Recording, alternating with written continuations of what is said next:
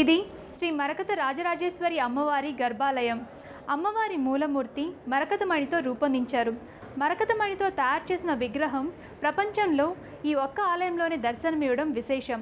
అమ్మవారి పాదాల ముందు మరకత కూర్మపీఠం మీద కెంపులతో రూపొందించిన శ్రీచక్రం ఉంది. సువర్ణ కవచ శోభితమై ప్రకాశిస్తూ ఉంటుంది. కాళిదాసు అమ్మవారిని మరకత శ్యామ అని స్తోత్రం చేశాడు. మరకత శిలకు మహిమ చాలా ఉంది. మరకత శిలలో వెలసిన శ్రీ రాజరాజేశ్వరి అమ్మవారు భక్తుల సర్వాభీష్టాలను నెరవేరుస్తూ ఉంది. అమ్మవారి గర్భాలయం ఏకశిలతో నిర్మింపచేశారు. ఎత్తైన ప్రాకారంతో కూడిన ఆలయం ప్రాచీన ఆలయంగా గోచరిస్తుంది. గర్భాలయంలో ప్రాకారం పైన శ్రీ మహాలక్ష్మి, మహాసరస్వతి అమ్మవార్లు, శ్రీ ప్రత్యంగిర అమ్మవారి మూర్తులు మలిచారు. ప్రత్యంగిరాదేవిని దర్శిస్తే గ్రహపీడలు తొలగుతాయి, దుష్టశక్తులు పారిపోతాయి అని పురాణ ప్రతీతి. అమ్మవారి మూల విరాట్టు మరకతమణితో తయారు చేయించి ప్రతిష్టాపన కావింపచేశారు. మహాకవి కాళిదాసు మరకత శ్యామ అని అమ్మవారిని స్తుతించాడు. ఆ స్తోత్రానికి రూపమే ఈ విగ్రహం. మరొక ప్రత్యేకత ఏమిటంటే కెంపులతో తయారు చేసిన శ్రీకూర్మ పీఠం, పీఠం పైన శ్రీచక్రం మేరు. ప్రతినిత్యం అభిషేకాలు, అర్చనలు, అన్నపూజలతో అమ్మవారిని సేవిస్తారు. అభిషేక వేళ అమ్మవారిని దర్శించిన భక్తుల హృదయాలు భక్తి పారవస్యానికి లోనవుతాయి. మధ్యాహ్నం 12 గంటలకు మహాహారతితో అమ్మవారిని సేవిస్తారు. జాతవేదసే సునవామసో మమరాతీయతో నిదహాతి వేదః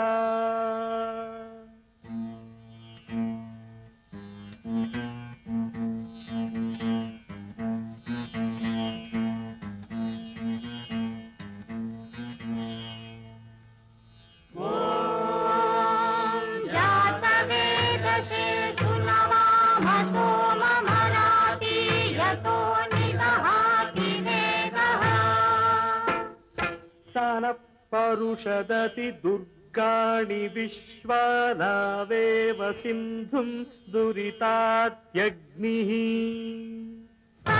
పరుషదతి దుర్గాణి విశ్వానావేవ సింధుం దురితాత్యగ్నిః తామగ్నివర్ణాం తపసా జ్వలంతీం వైరోచనీం కర్మఫలేషు జుష్టాం దుర్గాం దేవీం శరణమహం ప్రపద్యే సుతరసి తరసే నమః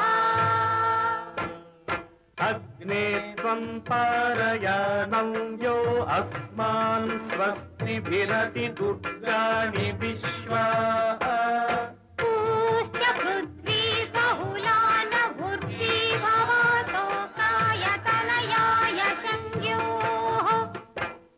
విశ్వానినో దుర్గః జాతవేదః సింధుం ననావా దురితాతిపర్షి. అమ్మా, అలాంటి వాళ్ళది నిజమైన ప్రేమ కాదు, అది వ్యామోహం. ఎగ్జాక్ట్లీ చిన్నత్త, నిజంగా ప్రేమించుకున్న వాళ్ళు అలా చేయరు. ఎంత మనసు విరిగిపోతే కన్న కూతుర్ని పట్టుకొని మా దృష్టిలో చచ్చిపోయా ఉంటుందా తల్లి? అది సరే అమ్మా, తన కూతురుతో తన మాట అనేటప్పుడు ఆమె మాటల్లో వ్యథ, కళ్ళల్లో బాధ గమనించావమ్మా?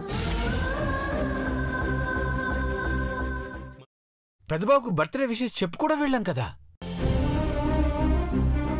ఊరికే ఎలా కాలిపోతుంది? మంట పెడితేనో పడితేనో తగలబడుతుంది.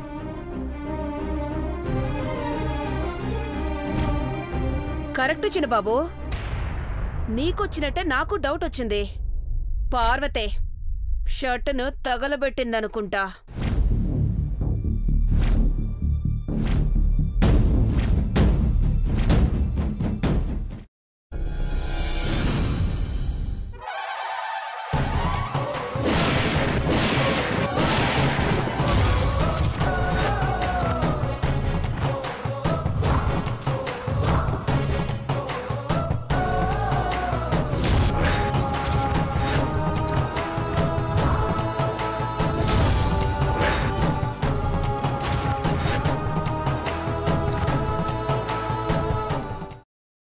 తర్వాత పొట్టు తీసేసి చాప్ చేసి పక్కన పెట్టుకోవాలి. ఒక ప్యాన్లో కొద్దిగా నూనె వేడి చేసి అందులో ఆవాలు, మినప్పప్పు, శనగపప్పు, కరివేపాకు, సన్నగా తరిగి పెట్టుకున్న ఉల్లిపాయలు వేసుకుని 1 నిమిషం పాటు వేయించుకోవాలి. ఆ తర్వాత కాల్చి కట్ చేసి పెట్టుకున్న వంకాయని కూడా అందులో వేసుకుని బాగా మిక్స్ చేసి బౌల్లోకి ట్రాన్స్ఫర్ చేసుకుని అందులో తగినంత చిక్కటి పెరుగు లేదా పల్చటి పెరుగు వేసుకుని మిక్స్ చేసి అన్నంతో కానివ్వండి, చపాతీతో కానివ్వండి సర్వ్ చేసినా చాలా బాగుంటుంది.